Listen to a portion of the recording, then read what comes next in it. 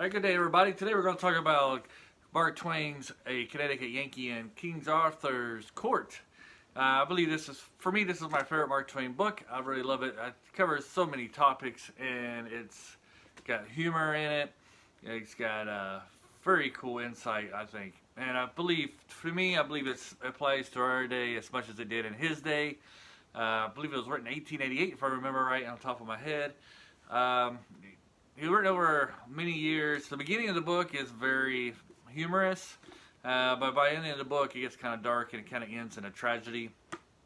Many suggest this because by the time he ended the book, there was many hardships that he had in his personal life, especially dealing with his family, and that's probably why it kind of ended dark.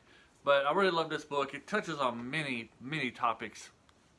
Like I said, I believe is important to our day just as much as it was back in his day.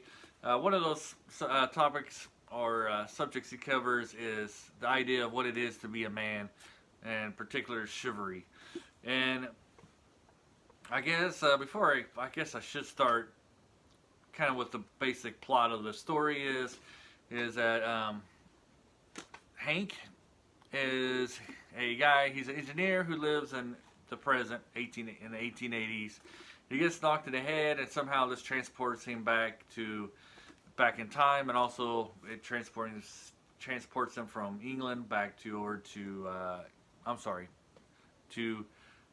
America over to England, and then he kind of has a thing where he gets into King Arthur's court, and he helps King Arthur, and he has a little rivalry with Merlin. Because of this book, I don't like Merlin. Merlin's the villain. He's the bad guy in this book. Merlin and him is always going after it, trying to get more. Merlin's always challenging him to get more power, more influence into the king's life. And he's upset that Hank keeps on besting him. And so it goes through that, and you meet some very cool characters. And like I said, it covers a lot of good topics. And one of those topics, like I was saying before, is chivalry and what it is to be a man. And these days, that's one thing that seems to be on top of, you hear about a lot in media, about men, toxic masculinity, what it is to be a man, so forth. And the book in here, he kind of tackles that, about what it was to be a man who have chivalry in his time, and then what it was to be a man back in King Arthur's time, and how, he kind of challenges this aspect of what it is to be a man. And I think it is a great coverage of this. He also talks about relationships between a man and a woman, and how, lost track. Mark Twain was kind of a guy who fought for women's rights. I do believe he was. He talks about in the book ending women's suffrage, and I believe if I remember right, suffrage back at that time, and getting them more rights. And he does cover that. Sorry, it's been a minute since I read the book, so I was trying to get my thoughts there. And he meets his future wife in the book, named Sandy, and it's really, he's just trying to save her because of, it's the right thing to do for a man to do to protect a woman, but he never realizes just what he was getting into, what kind of relationship he would get into. So I'd like to get into this, read this paragraph for you. This to show what I'm talking about when he's talking about the relationship between a man and a woman. If you would bear with me.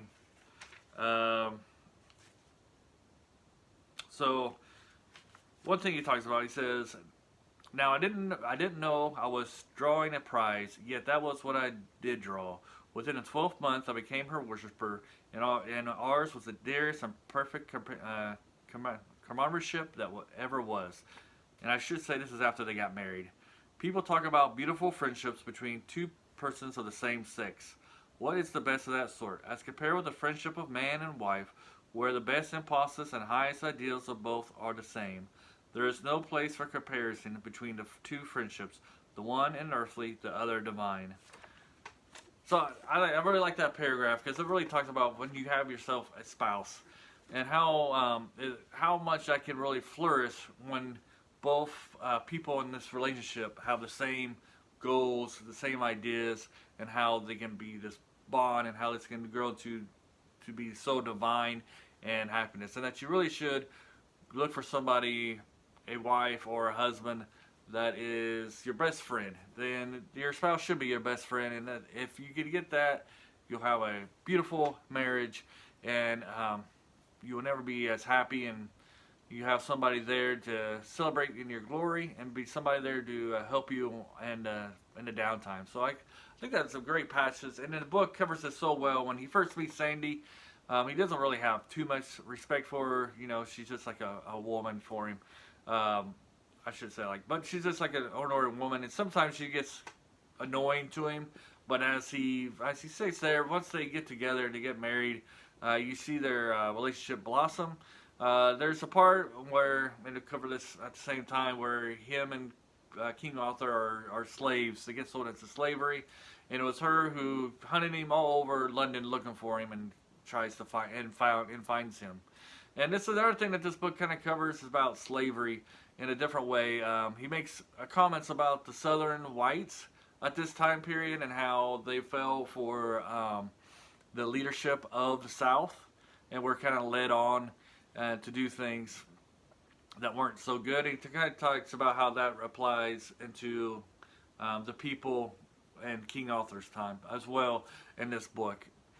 And he has an interesting thing about slavery in here. He talks about how the king wasn't so upset that he was a slave. He was more upset for how much he was sold into slavery for. Like, he thought his price should have been higher. And, you know, Mark Twain or Hank makes the comment in this book about how people will view themselves as being worth more than what they actually are. And he gets this whole commentary about that. But yeah, like when he covers slavery in this, it's very, he does it very well, talking about how people feel about it and how that time period, King Arthur's time period, it was just a regular acceptance, and how this was wrong, and stuff like that. It was very great. And then another part, he talks to you about the economy a little bit, and how we can apply this in our day as well with how the economy is at this time period. And he talks about how in his kingdom he got the economy going so well that, you know, for example, just using numbers off the top of my head, you could buy an apple for $1 you buy let me put it this way, you could buy 10 apples for $1 in his little kingdom that he's helping King Arthur run. But the next kingdom, you could buy one apple for $10. However, the people in this kingdom were upset because the other kingdom were making more money than them, but they didn't realize that they could buy more stuff with their money, while other people, even though they were making more money in their kingdom, could buy less stuff than what they could. And he had a hard time accepting it, getting these people to accept it, because they only saw that making more money meant that it was better. When in reality, it's not how much money you make, it's how much you can buy with what you make. And so he has this whole argument in there. And I think this, if I remember my U.S. history right, I think this is like one of the recessions in the U.S. government was at this time. And this was something that was going on in his time period about the argument about, you know, the economy and stuff and how much you could buy and why things are the way it is. And he was just explaining, you know, it's not how much money you make, it's how much you can buy with what money you have. And we can apply that in our time right now when we talk about the minimum wage. People are saying minimum wage should be higher.